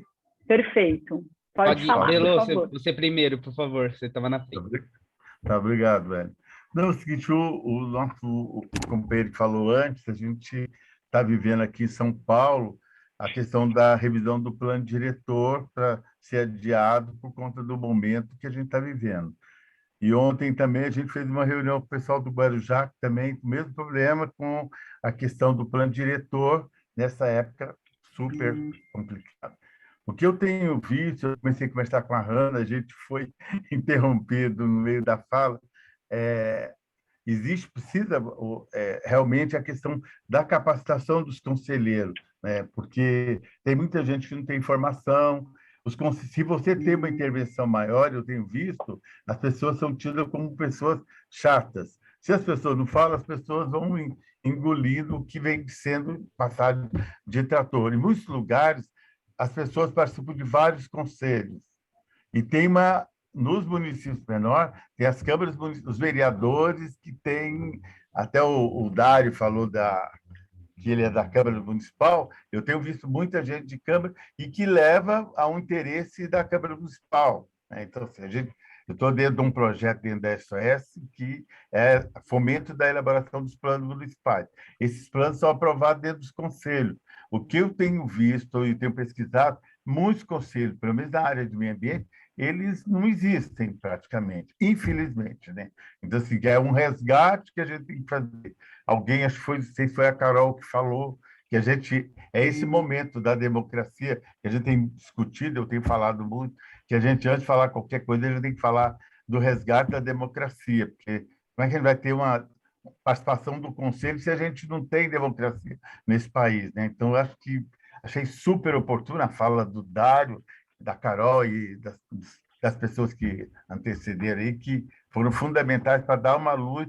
Eu acho que a gente precisa de mais momentos desses para a gente elaborar e também capacitar. Eu fico meio preocupado com a fala, porque parece que é meio autoritário, da gente aprender e ver como é que a gente reconstrói esse espaço de participação política que é fundamental para a gente, né? Estou vendo vários espaços com muita dificuldade. Desculpa, me alonguei muito. Imagina. Obrigado, Regina. Foi ótimo, muito obrigada. Estamos anotando aqui. A Hanna se inscreveu para falar, ela quer falar, e quem mais se inscrever me avisa aqui no chat também, porque eu estou trabalhando no painel e estamos fazendo tudo ao mesmo tempo. Vamos lá. Eu tinha pedido para falar, Regina. Ah, vou sim. falar aqui, Regina. Vou pegar um gancho, como foi rápido o bate-papo que eu estava tendo com a auxiliadora. A gente estava comentando sobre minha organização, que eu faço parte, chama Identidade Periférica, sou aqui da Zona Leste, de como o ponto que a Carol tocou realmente é importante. Eu sinto de perto que quanto mais existe essa injustiça e desigualdade social, mais a população fica longe desses conselhos. Bairros como Tatuapé, Lapa, que tem uma renda maior, você vê que tem um munícipe mais próximo e consciente dessa importância, e na região extrema a gente é mais carente disso. Então as falas muito se complementaram, no sentido que quando o Dário falou que ele se sentiu envergonhado, porque, eu não sei se foi essa palavra, que ele viu que ninguém estava entendendo, quando a gente tem um curso de capacitação de conselheiros aqui para o bairro, vem o pessoal do Instituto Konrad Adenauer, professor, pós, doctor, PhD, e a galera muito simples não consegue entender aquilo que está sendo transmitido. E é complicadíssimo, então tem que ser feito, o ponto que a Carol mais uma vez falou, como criar essa estratégia de participação de forma adequada, como capacitar. Criar uma reunião de conselho às 14h de segunda-feira é inclusivo para um cidadão comum. Então, eu acho que essa pandemia trouxe essa capacidade de a gente estar fazendo, às vezes, as coisas de forma virtual, usar as ferramentas tecnológicas de forma correta. E eu vou falar um pouco apressado, mas é porque eu acredito que as ideias meio que está batendo muito com o que eu passo. Eu não tenho formação técnica na parte que de política pública, mas eu tenho a vivência do dia a dia. E eu tento fazer pegar aqui do pessoal que entende mesmo ali, da academia, e trazer para o chão de fábrica, né? Para a rua, para quem está tentando fazer essa troca. E está sendo muito enriquecedor, e eu quero continuar com o contato de todos vocês, que acredito que daqui pode sair políticas públicas que podem, de fato, fazer acrescentar. Hoje eu participo do Conselho Participativo da cidade de Tiradentes. E é um conselho consultivo, e eu me sinto só uma pessoa lá que não tem poder nenhum. Enfim, não sei se outras pessoas têm isso. Muito obrigada. Eu anotei aqui também nas cartelas, se você olhar, coloquei reuniões de conselho em horários adequados, né? Quanto mais na periferia, mais tem que melhorar a linguagem, adequar a linguagem dessas formações para as realidades, né? Que as ferramentas tecnológicas chegam para isso. A gente está aqui testando o Miro agora, por exemplo. Então, vamos testar, vamos usar, mesmo que não seja perfeito. Quais são essas ferramentas que vão... Porque a gente sai da oralidade. O momento que a gente coloca em cartela, deixa aqui, a gente está construindo memória também. Vamos lá, então. Agora a Carol está querendo falar, a Márcia, e também aqui, deixa eu ver quem é que está, que eu não estou conseguindo identificar o nome de... Alice, pronto. Carol, Márcia, Alice, vamos lá. E quem mais está aberto para todo mundo? Quem quiser, vai colocando a sua cartela aqui também no Miro, tá? Eu vou tentar ser bem rapidinha para dar mais tempo para as pessoas participarem, porque eu acho que é mais interessante.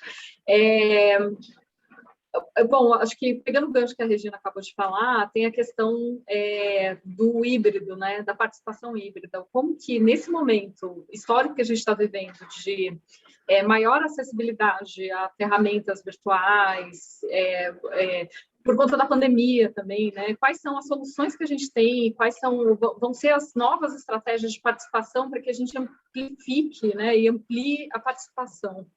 Mas, de novo, dando condições para que as pessoas consigam participar, né? Não adianta criar ferramentas também, sem criar uma estratégia de participação que seja remota, adequada, com uma linguagem simples, investindo também na formação e na qualificação, né, dessa participação. Então, só trazendo de novo a questão do digital, né, e do remoto, que a gente está vivendo hoje em dia, né? Antes de passar a palavra, eu queria comentar com vocês que foi mesmo a Carol, quando a gente teve o insight de fazer esse encontro, indo na linha do que a Carol disse, por exemplo, o plano diretor da cidade de São Paulo, as reuniões estão paradas, porque as pessoas não conseguem se encontrar presencialmente. Então, uma ferramenta de participação digital pode servir para isso, que seja Zoom, que seja, não precisa ser Citizen Lab, pode ser qualquer ferramenta de participação. A gente não precisa parar de construir processos coletivos porque a gente não pode se reunir presencialmente. As prefeituras têm hoje alternativa, né? Só dando um exemplo também, o ano passado a gente trabalha com processos participativos, né? E o ano passado, com formação, com tudo, a gente ficou quebrando a cabeça para ver como que a gente conseguia continuar com os nossos processos participativos no interior do Pará, em Minas Gerais, em tudo quanto é lugar, de uma forma remota. Então, a gente começou a estudar e a desenvolver um plano, por exemplo, de formação IAD, porque era o jeito, era o canal e a possibilidade que a gente tinha, e a gente agregou isso, por exemplo, e em relação à participação mesmo, né? Como que a gente poderia, por exemplo, criar processos remotos de construção de agendas de desenvolvimento local. Então, eu acho que é uma coisa que foi muito motivada pela pandemia, mas não se encerra na pandemia, né? A gente está a cada vez mais com mais possibilidades de atuação remota mesmo, né? Perfeito. A Márcia quer falar, a Elizabeth. Espera só um pouquinho, tem que se inscrever, porque está com muitas pessoas. Levanta sua mão. Era sobre a pauta do plano diretor específica, entendeu? Porque como nós somos a Rede Brasileira de Conselhos e a gente se posicionou em relação ao plano diretor de São Paulo, entendeu? Publicamente, e você colocou a questão como uma questão só simplesmente de uma participação virtual e que não está parada não está parado só por isso. E a gente defende que a presencial ela é mais do que fundamental, entendeu? Porque você tem uma questão. Dizendo... Então, é só para ficar bem claro de que a gente foi favorável e está favorável à interrupção dessa revisão e que a gente não acredita que isso dê para ser feito, que o virtual dê conta da participação. Perfeito, tá bom. Obrigada, Milena. Vamos lá, então. Márcia, Elizabeth e deixa eu ver quem mais aqui que eu não consegui ver o nome. Alice. Então, vamos lá. Por favor.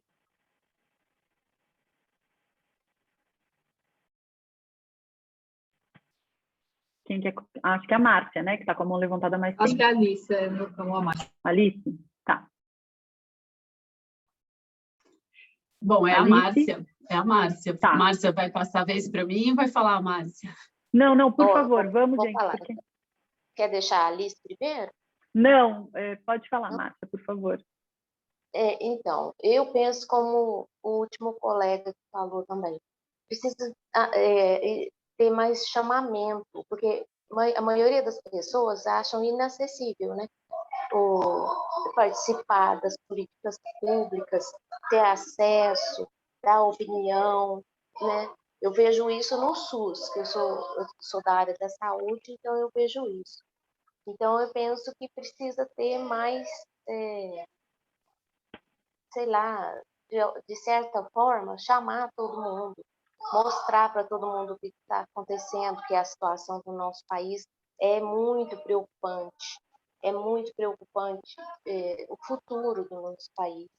Então, é assim que eu penso, que precisa acontecer mais, mostrar mais para a população. Pensando no SUS, a população não sabe o quanto o SUS abrange, sabe? Até onde o SUS vai, o quanto é importante. Então, eles não sabem quase que nem usar o SUS. Então, é muito importante. E como você sugere que isso seja feito, Márcia? Essa comunicação. Sociais, né? Onde abrange, todo mundo vai. Redes sociais, todo mundo vai, né? Eu fiquei sabendo com a minha irmã, que eu posso ter acesso com a minha irmã, que é assistente social, e com o Dário Henrique, que é psicólogo. Eu fiquei sabendo. E eu tenho vontade de fazer alguma coisa, porque eu perco o sono de tão preocupada que eu tô. Sabe? Sim. Então, eu acho que precisa gritar para a população. De que região você fala? Eu sou de Franca. Aqui pertinho de... Perfeito, tá certo. Obrigada, Márcia. Alice, quer fazer uma fala? Tem mais gente levantando a mão. Então, eu queria dizer que eu fiquei sensibilizada positivamente com a fala da Milena inicial, especialmente sobre a estrutura, né, da Constituição, dos conselhos e do que significa essa representatividade, que eu acho que não está clara, né? Então, eu acho que isso precisa ser ventilado, especialmente quando a gente pensa sobre a quem interessa os espaços invisibilizados, né? Então, eles são invisibilizados muitas vezes para a gente que estuda, ou, enfim, não é uma invisibilização para periferias ou pessoas que têm menos acesso, né? É para todo mundo, eu acho que é para o pessoal da Lapa também, é pessoal de Pinheiros, não é para o pessoal... Ai, desculpa, Wellington, não lembro de onde que você estava representando, acho que Zona Leste, né? Mas, assim, eu acho que é geral, então eu acho que existe uma coisa de comunicação sobre a constituição dos espaços, porque tem vários conselhos que não têm a sua paridade, nem que ela não seja representativa na sua utopia, né? Então, acho que é passos e passos atrás que a gente precisa, enfim, ter mais claro para poder se posicionar diante disso. E um outro ponto é como registrar aquilo que está sendo dito, seja presencialmente ou virtualmente, né? Então, assim, eu já escutei várias formas de expressão, por exemplo, ali em Brumadinho, em relação aos desastres, em que as pessoas, né, estão se representando comunidades, são coletivos que dizem, a gente não sabe disso, a gente não viu isso, e na mesma fala aparece um representante, um promotor, um procurador lá, e diz, que bom que vocês chancelaram. Não, a gente não chancelou, e está, sim, tudo dito na mesma gravação, e que a população não tem acesso, e que está gravado para a empresa, está gravado para um representante, e é um absurdo se a gente for olhar o tipo de violência que está sendo praticada em espaços de representação onde as falas estão sendo postas. Então, talvez não tenha ficado claro para mim, Dário, quando você diz assim, eu não posso ir lá e me representar, porque assim, foi pedida uma representação unitária ali. Então, tem pessoas se representando e falando no chat, tem pessoas representando um universo, né, um grupo, e tem essa coisa que é uma violência sendo posta, né, porque você está dispondo do tempo da pessoa, fingindo que aquilo ali está valendo alguma coisa para o Ministério Público e tal, e não está valendo, né? E as pessoas estão lá de noite, horas de gravações ali, a gente acompanhando, uma coisa que é uma hipocrisia, né? Então, as pessoas precisam confiar no governo, confiar na representação democrática, e eu acho que é isso que está faltando um pouco, e estou aqui querendo ouvir, assim, um pouco de socorro a vocês que são especialistas no assunto. Uhum. Não é só uma questão de os conselhos não estimularem a participação, também tem uma questão desse espaço ser usado de forma, né, de uma forma autoritária, de uma forma que seja para justificar a participação, mas na verdade não foi participativo, né? Isso tem a ver com muitas coisas, desde educação cidadã até a nossa semidemocracia. Vamos lá, quem mais quer falar? Pode já ir falando, gente. Já vem, vamos fazer a gestão compartilhada aqui. Quem é o próximo que está com a mão levantada? Vamos lá. Ricardo? Oi. Bom dia a todos aí.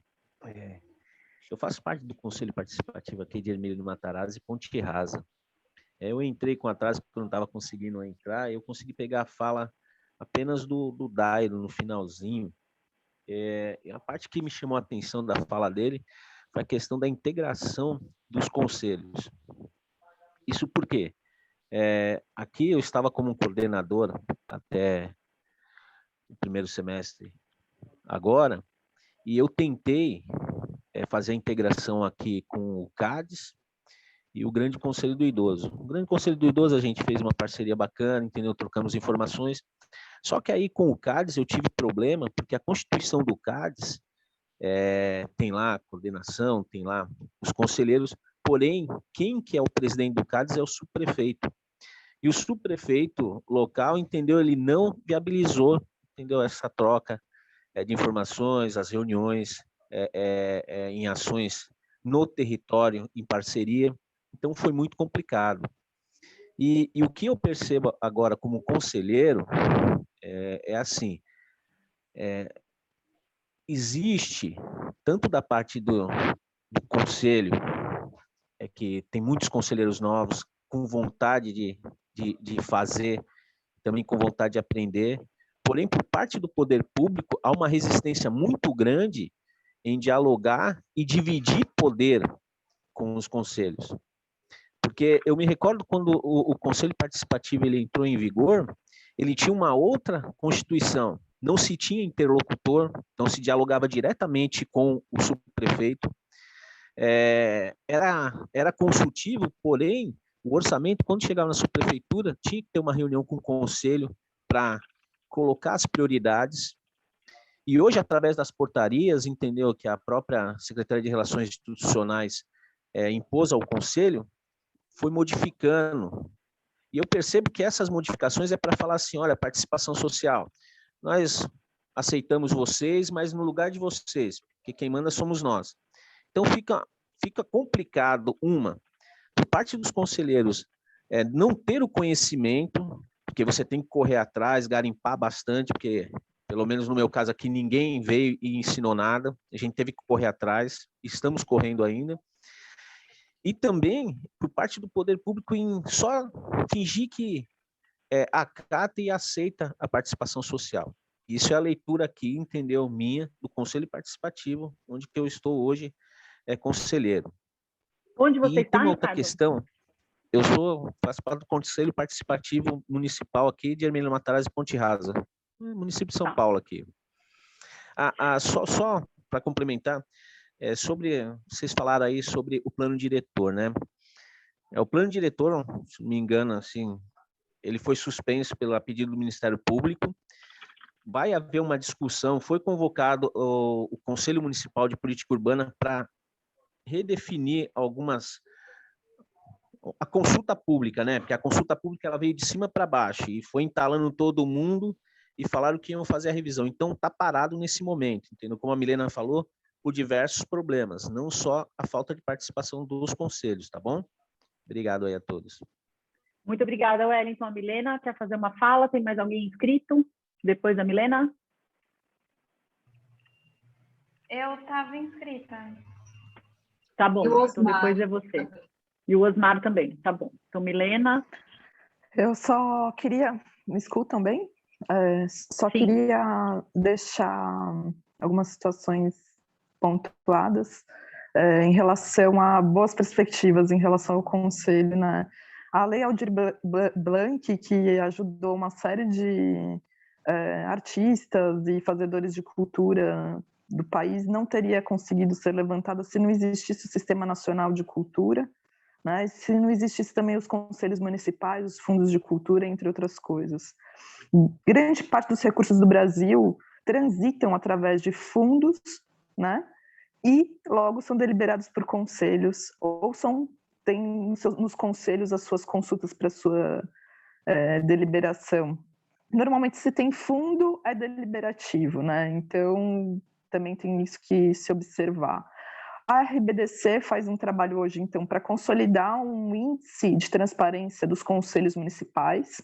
Quem tiver interesse depois de saber mais sobre essa proposta, que é desenvolvida com o Dr. Luiz, que é um professor da Faculdade de Administração Pública Estadual de Santa Catarina. Então, a gente tem essa parceria para promover esse índice de transparência dos conselhos. E não só isso, a gente também defende, junto com o Movimento de Combate à Corrupção Eleitoral, a lei da ficha limpa e a aplicação da lei da ficha limpa para conselheiros, né? A gente também entende que se a gente não... É muito absurdo que se exija para políticos e para que não se exija para conselheiros, por exemplo. Concordo também que existe essa questão do horário, entre outras situações, mas o próprio fundo poderia custear, por exemplo, o transporte aqui no litoral norte de São Paulo, no Comitê da Bacia Hidrográfica e nos comitês de bacia hidrográficas do Estado. Você tem reembolso da sua passagem de locomoção e da alimentação também. Então, isso já existe e pode ser ampliado. Entre outras várias coisas muito bacanas que já acontecem. As questões do plano diretor é recorrente. Ubatuba tentou fazer a revisão no começo da pandemia, entraram com uma ação e também suspenderam. Então, isso está ocorrendo em diversos municípios pelo Brasil, a gente acompanha isso, mas lembrando que no governo Michel Temer, ele extinguiu o Conselho Nacional das Cidades, que era o nosso ente federativo maior para fazer toda essa regulamentação dos nossos planos, né? E os conselhos municipais da cidade tradicionalmente deveriam funcionar como conselhões, onde ocorreriam essa integração desses conselhos. E aí você tem, vou discordar um pouco com o Dário, em relação ao fracasso dos conselhos. Eu acho que, assim, se for colocar em pé, assim, fracasso dos conselhos, eu acho que o fracasso das câmaras legislativas são muito mais sintomáticos, né? Porque, afinal, eu queria saber quantas propostas legislativas saíram da Câmara de Ribeirão Preto para defender os conselhos, para garantir o orçamento e decisão desses conselhos, para garantir proteção para os conselheiros. Pelo contrário, normalmente a Câmara disputa com os conselhos, morre de medo dos conselheiros de perder protagonismo, entendeu? E faz de tudo para inviabilizar tanto quanto o executivo o trabalho dos conselhos. O próprio judiciário, o Ministério Público, que também deveriam dar muito mais condição e acompanhamento desses trabalhos, também pouco fazem. Só fazem quando já a bomba estoura muito. Então, também é trabalho hoje da RBDC cada vez mais organizar e articular uma assistência jurídica para esses conselhos. E, para finalizar, a gente teve recentemente, em abril de 2019, um decreto que chama 9759, é o número desse decreto, que extinguiu com uma série de conselhos em nível nacional, que está refletindo em nível estadual e municipal. E por que eu estou ressaltando esse decreto? Esse decreto está sendo alvo de escrutínio no judiciário, já teve metade dele avaliado como irregular, inconstitucional, mas ainda não teve sua totalidade, julgada, né? E o que ele diz? Ele diz muito mais do que qualquer coisa que a gente vinha criando as nossas políticas públicas e os nossos conselhos por decreto, né? E quando se governa por decreto, não se cria políticas de Estado, se cria políticas de governo. Então, o que eu estou falando é avancemos para que não fique dependentes de um governo ou ao gosto dos governantes a nossa soberania popular e os nossos conselhos.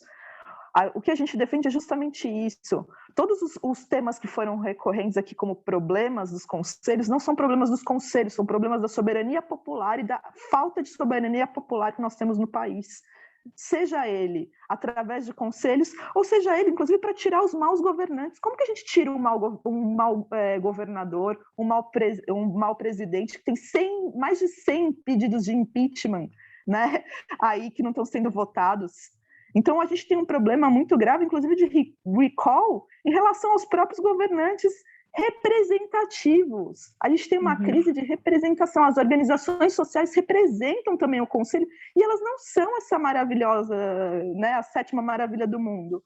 Então, a gente tem toda uma questão em relação a isso, entendeu? Perfeito. Falar de fracasso é um termo muito pesado, né? E eu posso ficar aqui um dia inteiro falando de sucessos em relação aos conselhos. Eu sou resultado do sucesso dos conselhos e do sucesso da democracia nacional, e vocês todos que estão aqui participando são o resultado de sucesso, que por mais que tenha dado errado em um monte de série de situações, vocês tiveram interesse e podem participar, né? Milena, porque se a gente tiver uma obrigada, ditadura, a gente não vai poder participar. Milena, eu sei, tá ótimo, obrigada pelo seu comentário. Depois vamos ver se o Dário quer falar alguma coisa sobre isso, mas o Osmar está inscrito para fazer a fala dele. Mais alguém que tenha levantado a mão também para fazer uma fala e está à disposição aqui. Eu estou anotando tudo, eu não sei se vocês ainda estão vendo o painel do Miro, eu vou compartilhar com vocês. Vamos lá, bom dia, Osmar, pode fazer sua fala, por favor. Tudo Só bom, para avisar gente? que eu não consigo levantar a mão, tá? Mas eu me inscrevi. Eu não tá eu não consigo ligar a câmera hoje aqui, estou com problema no computador, mas vocês podem me buscar nas redes sociais, Osmar Araújo, da Mudança de Cena, que é a organização que eu trabalho aqui, que eu lidero também, e nós temos uma atuação na cultura da cidade de São Paulo, seja aqui no Fórum Cultural da Zona Norte, seja na rede de pontos de cultura, no Fórum Municipal de Pontos de Cultura, seja nos movimentos culturais da cidade de São Paulo. E eu tentar fazer uma fala breve, né? Eu divido a classe política entre aqueles que, pressionados, apoiam os conselhos e aqueles que não apoiam os conselhos, né? E a participação social. Então, vou contar uma historinha rápida aqui. Em 2016, a gente fazia parte de uma ocupação aqui, que hoje é a Casa de Cultura da Vila Guilherme. E o prefeito, na época, o Fernando Haddad, ele transformou aquela ocupação cultural, que está prevista em lei, aliás, pelas leis aqui da cidade, em uma casa de cultura. Então, nós fomos atrás da gestão das casas de cultura, e existe a lei da criação das casas de cultura, que é de 92. E aí nós fizemos uma grande pressão, junto com outras ocupações culturais, outras casas de cultura, para regulamentar a eleição da gestão de casas de cultura, porque tem aqui as casas de cultura em São Paulo, tem um conselho gestor de 11 representantes da sociedade civil, previsto em lei, mais o coordenador da casa, né? E o Fernando Haddad, junto com a secretária de então, de Cultura, sancionaram essa portaria, foi feitas as eleições, mas sob pressão, né? Por isso que eu falo, é sempre sob pressão, participação popular sob pressão. Em 2017, a gente começou a exercer, a fazer, né, esse conselho existir. O conselho foi esvaziado pela gestão, pela nova gestão da prefeitura. O secretário de então era o André Sturmi, e desde então não é feita a eleição. E a gente vem denunciando isso na subcomissão de cultura da Câmara Municipal de São Paulo. Então, assim, 2017 para cá não houve, quer dizer, a eleição era para correr 2018, uma nova eleição para uma nova gestão em 2019. Não houve essa eleição, ou seja, o governo anterior, né, o governo Bruno e agora o governo, até agora, vamos ver agora, né, o novo governo, não cumpre a lei, né? E, em paralelo, a gente facilitou, no caso eu facilitei, a construção do PL substitutivo do Conselho Municipal de Política Cultural. E a gente vinha negociando com o secretário anterior, que é o Aleio Cef, o Hugo Pozzolo, que é o mesmo bloco político que acaba de sair da secretaria, e eles se comprometeram a aprovar esse PL substitutivo, porque eles participaram dessa construção dentro da subcomissão de cultura, está gravado em YouTube e assim por diante, e eles acabaram também não aprovando o Conselho Municipal de Política Cultural. Se vocês entrarem no site... Posso te fazer uma pergunta que é um pouco de uma provocação? Você não acha que às vezes a gente fica batendo na tecla dessa coisa, mas vai aprovar, não vai, mas e aí o que você está dizendo, assim, me desculpa estar sendo tão direta com você, mas é porque acho que a gente tem que jogar o papo reto aqui. Sim, beleza, claro. Vai lá, aprova, e aí vai alguém, na fala que você disse que o André Sturm inviabilizou o conselho. Às vezes eu tenho a sensação que a gente fica batendo tanto numas teclas de assim, não, a gente vai lá, a gente cria lei, a gente gasta um tempão criando, a gente faz um monte de coisa, chega na hora H, a prefeitura foi lá e inviabilizou a coisa. Então, assim, tem alguma... E o nosso... Então, eu posso te dar uma resposta já para você. Espera só um pouquinho, para eu terminar a conclusão. A nossa chamada aqui para a gente, todos vocês têm muita experiência com o tema da participação. O que a gente pode fazer de diferente nesse processo todo, né? Onde é que estão as nossas... Talvez o que a gente não esteja enxergando para construir processos mais participativos nos nossos conselhos. São respostas que a gente não vai ter agora, porque já são meio de 10, a Carol tem que sair, a gente já se estendeu, eu vou ouvir você, Osmar, com todo prazer. Posso a gente vai te ouvir, mas a gente tem que ir encerrando.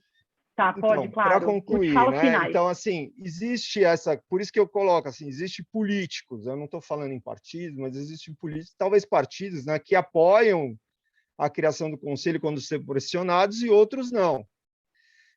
Na Secretaria de Cultura, são 13 conselhos. Eles assumiram a gestão com 13 conselhos. Só 2 funcionam atualmente, que são aqueles do interesse da construção civil, né? Porque tem a ver com regularização de patrimônio, esse tipo de coisa. Então, acho que as questões que a gente vem construindo aqui nos movimentos culturais da cidade de São Paulo primeiro, se a secretaria não faz, a gente não faz. A gente acaba de realizar uma conferência popular de cultura, onde nós tiramos simplesmente 899 propostas, né, da sociedade civil, de 32 pré-conferências de cultura, sejam elas setoriais ou territoriais, né? E continuamos. Então, assim, o que eu acho Passa para a gente, Osmar, eu vou colocar o site aqui. Isso. Super importante para a gente compartilhar. Agora, a gente tem que só para concluir, mesmo, porque... o que eu acho, só para concluir, é que eu acho que as nossas questões que a gente vem discutindo é a paridade política dentro dos conselhos deliberativos, que não tem a ver somente com a paridade numérica, né? Porque às vezes o secretário de então ele tem sempre a última voz. Eu acho que a paridade política nos conselhos são um ponto importante de aprofundamento, e uma outra questão que já é contemplada nesse PL substitutivo dos movimentos do Conselho Municipal de Política Cultural é a questão da representatividade, né? Que a gente colocou uma representatividade rotatória, que eu acho que é uma outra questão que dá uma solução, traz uma solução para a questão dos conselheiros que sentem em cima da cadeira e atuam um pouco, né? É um pouco isso, só para colocar, eu compartilho Perfeito, Osmar. o site para vocês, tá bom? Obrigado. Perfeito, Osmar. Vou Muito aproveitar obrigada. aqui, gente. Regina, vou dar tchau para todo mundo, que eu preciso alimentar uma criança e levar ela para a escola. Então, eu estou com horário, gente. Mas eu gostaria de agradecer, vocês continuam com a Regina também, agradecer todo mundo. Muito obrigada, viu? Um beijo para todo mundo, um abraço e vamos lá, Manda gente. beijo pro Zé, esse lindo. Pode deixar. Tchau. Pessoal, para encerrar, então, eu não sei se vocês conseguiram ver o painel do Miro, teve muita informação ali, importante, que foi registrada, eu até consegui agrupar um pouco em nuvens, dentro dos temas de resgate da democracia, sobre a representatividade dos conselhos, o tema da educação cidadã, que é fundamental, dessa educação, né, da gente capacitar os conselheiros, do acesso, de melhorar o acesso, quais são as estratégias. Então, a gente vai compartilhar esse Miro também com vocês, as informações dos sites, as experiências exitosas, vamos enviar um e-mail para todo mundo com o e-mail de todo mundo. Não tem certificado de participação, mas eu posso ver pelo Citizen Lab para quem precisar, um e-mail dizendo que a pessoa estava presente no encontro também, vai ter o vídeo, né, o webinar, vamos compartilhar esse material que está gravado. Meu fone até desligou, estou conectando aqui outro fone. E alguém tiver alguma fala muito emergente que queira fazer final, agora é o momento, e às vezes a gente está realmente na hora de encerrar o nosso evento. Eu vi que a Hanna está com a mão levantada e acho que ela não conseguiu falar. Teve uma pessoa também que escreveu o tokenismo no Miro, se a pessoa puder explicar colocar lá o que ela quis dizer na cartela, facilita. Hanna, você quer fazer sua fala final? Falo rapidinho, infelizmente não dá tempo da gente discutir mais, né? São tantos os assuntos, e eu acho que aqui em São Vicente a gente tem vários desses problemas nos conselhos municipais, mas a gente está fazendo muita coisa interessante também para ampliar a participação popular, né? E pensando na questão da corresponsabilidade, eu como munícipe que acompanhava os conselhos de fora e hoje dentro do governo, dentro do executivo, eu percebo que a responsabilidade dessa organização de chamar para perto, né, de pensar os horários, de provocar mesmo essas discussões dentro dos conselhos de como melhorar a transparência, de como melhorar os horários, porque são espaços de influência de poder, são espaços políticos, né? Então, aqui na cidade, eles não tinham nenhum tipo de além dos conselhos com fundo, de atuação muito maior, né? Muito que trouxesse a sociedade para dentro. Então, eu vejo o Poder Executivo hoje da cidade como essa pessoa, como essa entidade com mais responsabilidade para, não digo organizar, mas para fazer propostas, né, de melhoria na participação popular dos conselhos.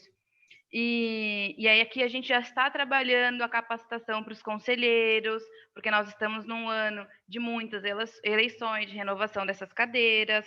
Nós já estamos trabalhando também em propostas para horários melhores. Tivemos a aprovação de uma lei para ampliar paridade de gênero nas cadeiras dos conselhos também, né? Um vereador daqui apresentou na Câmara.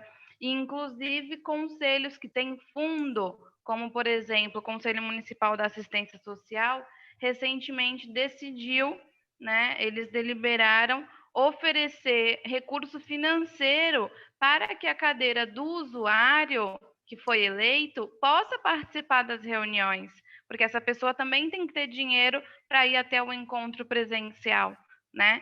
E aí tinha essa vacância das cadeiras, encontrou-se esse problema e encontrou-se também uma solução mais imediata.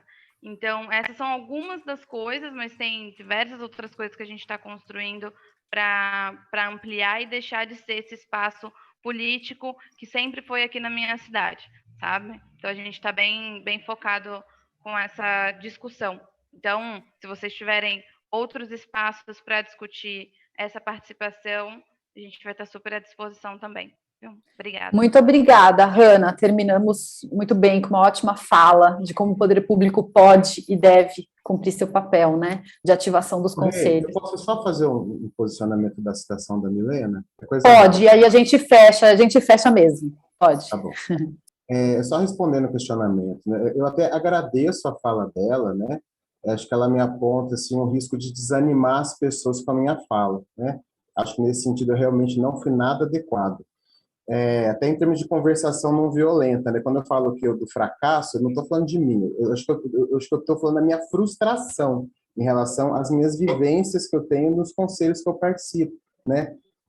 Acho que eu tenho uma exigência grande para os conselhos, e assim, eu não proponho o fim dos conselhos, muito pelo contrário, eu proponho que a gente atinja, eu acho, um estado da arte desses espaços, né? Porque o não funcionamento do conselho, acho que muitas pessoas comentaram, ele funciona para endossar, né, acaba endossando propostas do Poder Executivo sem a real participação popular, né?